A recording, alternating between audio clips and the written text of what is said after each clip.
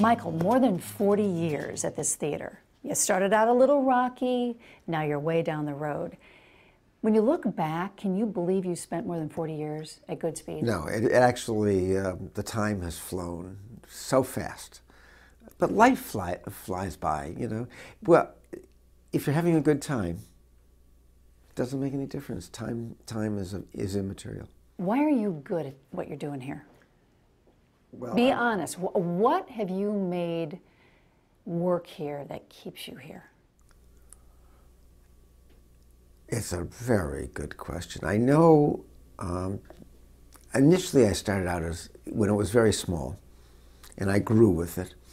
And then I reached a point where I wasn't growing anymore, and the institution could have gone over the hill with me. Mm-hmm.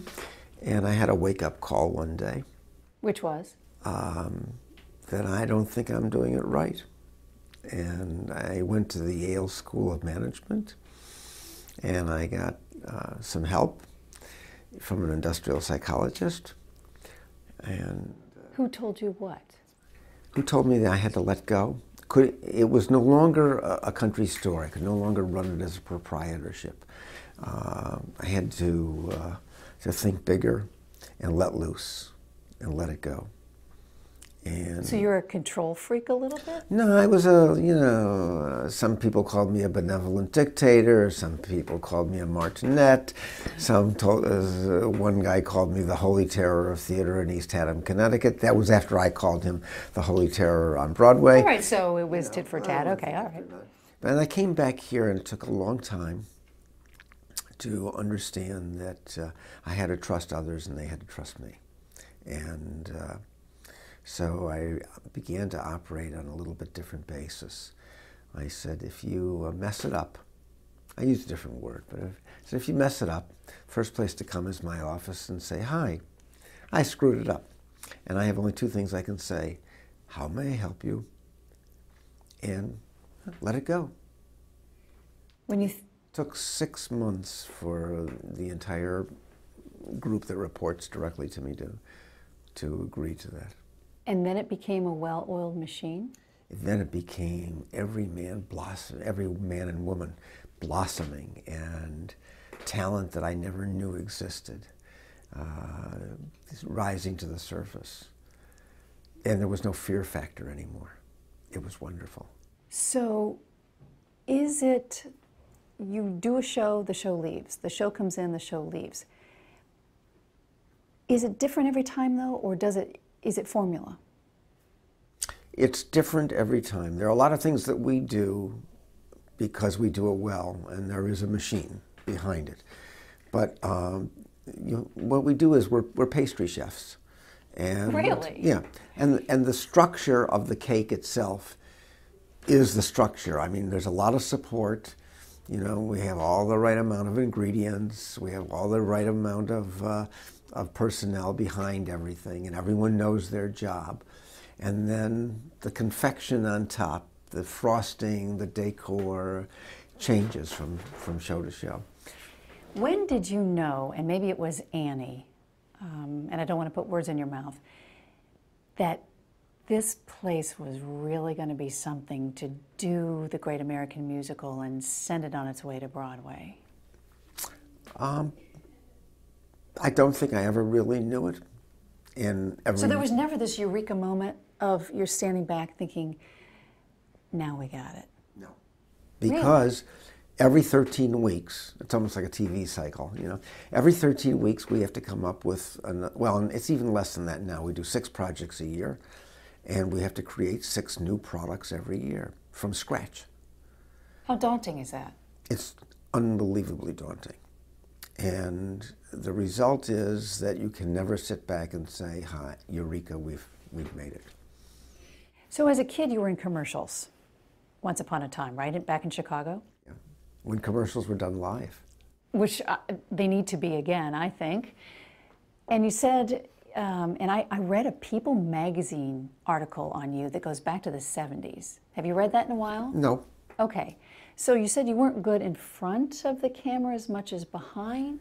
Well, when I hit about age 16 or so, my parents said to me, you're going to stop getting work because you're not still, cute and little anymore? You're still playing trying to play a juvenile, and now you're a teenager, and you're not maturing with your age and as an actor.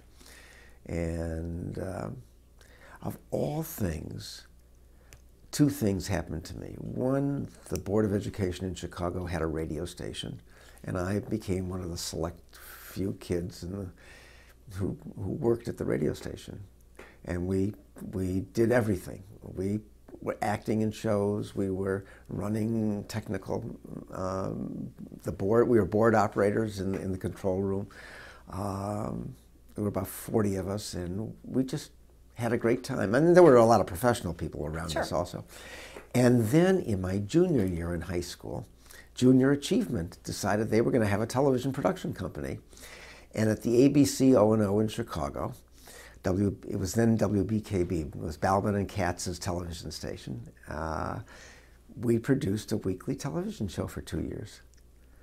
So that started you on your way? On my way, and I get involved in the technical end of television and the theater, and just one thing led to another. Are you ever starstruck? You have Julie Andrews on the stage at Norma Terrace, or you just talk shop? Well, Julie Andrews is a very special person. I mean, she is not a star. She is just Julie Andrews, the person. She is one of the boys. She's a broad? She would call herself, even though she's Dame Julie Andrews. She's Dame Julie Andrews, but she's one of the guys. Which is awesome. It's unbelievable. There's no pretension there. Do you deal with a lot of that, I would think? We deal with a lot of divas. The smaller the part, the bigger the diva. Really? Oh, yes. Is that in every theater? I think that's true. Because they want to be that person? Because, no, people want to be dealt with respect. So how do you handle the divas, the prima donnas? You listen, and you talk to people. And my father always said to me, be a good listener, and you'll do all right. I think above all, that's the answer to everything, is listening. People don't listen. They're talking over each other. And when I make a mistake, I'm the first one on the line to say, hi, I screwed it up also. Is that really true? Yep. And how do you do that? Because many people can't. I say it right in the office, and I'm, so when someone's, this morning on the way in here to see you, over the weekend, I happened to read the house program at Goodspeed. They left my name out of it. And I just sent an email and I said, Executive Director's billing. Did I miss something in the program? That's all I said. And this morning on the way in here in the parking lot, the person responsible for the program said, oh my God, Michael, and apologized. I said, no, just say you didn't do it. And she said, you're right, I didn't do it. So you're a teacher. I said, so fine, it's okay, it's over with. What else is going to come on the Goodspeed and the Norma Terrace in the next couple of years? Do you work a year ahead? I'm being pushed to work a year ahead. I mean, the staff, I was more of a last-minute person. I'm a better fireman than I am a planner. Mm-hmm. They're better planners. Pretty good firemen, but they're better planners. And they're pushing further ahead all the time. And I understand the reason. So, anything you can tease about next year or no? When is this going to air? Directly, right away. We're going to do two musicals that we've done already, because it's our 50th year, and one that we have never done before. Oh, interesting. So, and all of them in their day were really big hits. Okay, well, that's all I needed to know. Okay. The legacy that Michael Price has given to the Goodspeed would be what?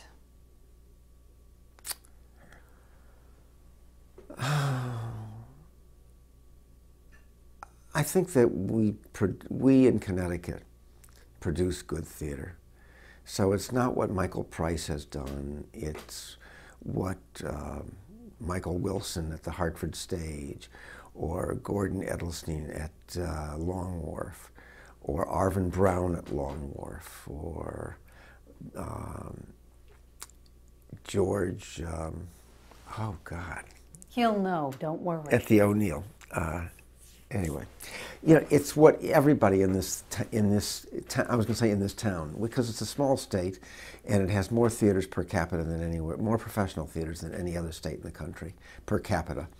And I think that all of us together will have left this place better than it was when we started as theaters. And most of us are coming up to 50 years of existence. Talk about longevity in the theater. One of my favorite things about you when you come to the Goodspeed is you're always there. And at the gala, you know, you're just so animated and wonderful. But going back to that, standing at the end of the stairs when people leave or when people come, how important is that? For me, it's very important, but it is a myth right now because I'm only there 2 or 3 days a week. You must be always there when I'm here. Well, maybe. But I used to do 8 a week. I loved it. I mean, we'd be in the middle of a dinner party, and I would say goodbye and go back to the theater. It was part of the growing up of the theater. It was part of connecting with the audience and saying thank you for coming. And the payoff for the Goodspeed was enormous. And you connected with one special woman, didn't you, by doing that? Well, it was a setup. It was a setup? Really? Meeting your wife was a setup? It was a setup. Is there a story here? Friends, we had mutual friends, and they brought her to the theater one night. And you shook her hand and said, "Hi, I'm Michael Price"? Well, no, we got together, and then we broke up, and then... Just like you did with the Goodspeed. Yeah, just like I did at the Goodspeed. And then she showed up at the opening night of the season the next year, unannounced, bought a ticket, and came down the stairs. So she pursued you. I guess so. I love that. And she's still in control.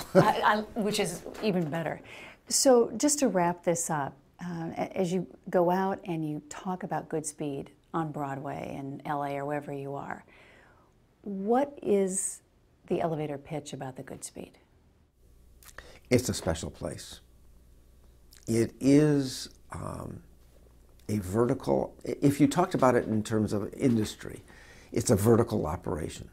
We put steel in the bottom, at the bottom of the ladder, and it comes out scenery. We put actors, we place a group of 25 actors together, and at the end of 5 weeks, we have a show on the stage. We do sets, costumes, everything, all in East Haddam. We rehearse in East Haddam and in Chester, and it's a place that supports the artist, whether it's the book writer, the lyricist, the composer, or one of the designers, lighting, sets, costumes. It's a great institution of great support. I guess that's what we are, a great institution of support for the artist. You got it. Michael, thanks for coming on. Oh, thank you.